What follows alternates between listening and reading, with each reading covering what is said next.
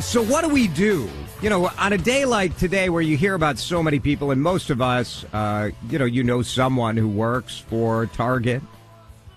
But even if not, all of us want to make sure we're in the best position possible if layoff time should be around the corner. And Jenna Estlick is with us on the John Schuster Coldwell Banker Hotline. Jenna is Versique's president of human resources. Versique is a fantastic hiring and recruiting firm here in the Twin Cities. Jenna, good to visit with you.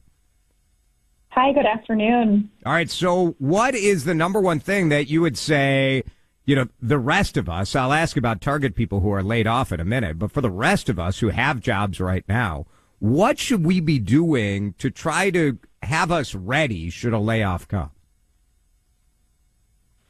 Yeah, great question. You know, there's a couple of things that I would suggest. So the first is really, you know, thinking about your personal brand.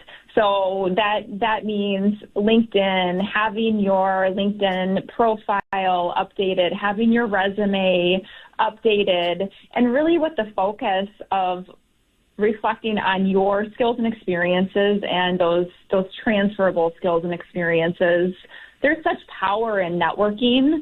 So, you know, I think it's easy when you're internal at a company to oftentimes lose sight of external networking, but that is really important. Your network is such a powerful thing. So tapping into your network, your personal brand, activating your network, being aware of partners who are there to support you. What do you, Jenna, what do you mean by personal brand? I feel like most people just go to work and do their job. What do you mean by that? Yeah, so what do you want to be known for?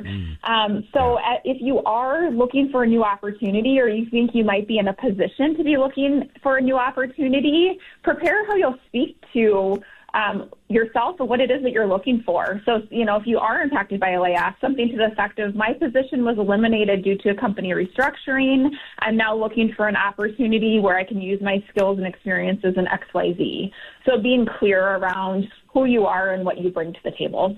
Makes sense. Jenna Estlick is with us from Versique, which is a recruiting and hiring firm. For our friends at Target, almost 800, a little more than 800 people in the Twin Cities laid off today. Obviously, today you mourn, right? Or you drink, or you do whatever it is you do, and you feel what you feel. What should you not do this afternoon after getting that news that you were laid off? Yeah, well, it's such a hard thing. So I don't want to minimize that at all. Right. You know, losing a job is it's a life-changing experience. And so you're exactly right. There are a lot of emotions that come with that. And so kind of allowing yourself to sit in that and experience that. I would say not sitting in that for too long, right? Getting out there and starting to network. And, you know, we talked about the personal brands. Activating your network is so powerful, and really telling others within your network how they can help you. I find that so many people are willing to help. You just really have to put yourself out there and ask.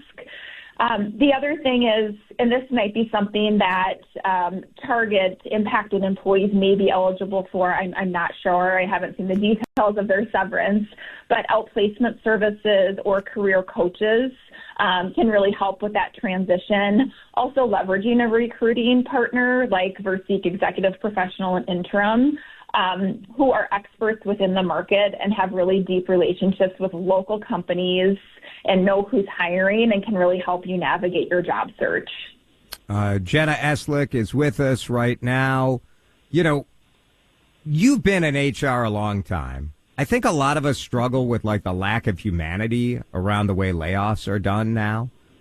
You know, there was a time when you get called into the office and your boss would have a face-to-face conversation. And now we all report to a Google Meet or a Zoom or something. Is there a humane way to do this, or is it just no matter how you do it, it's kind of going to suck?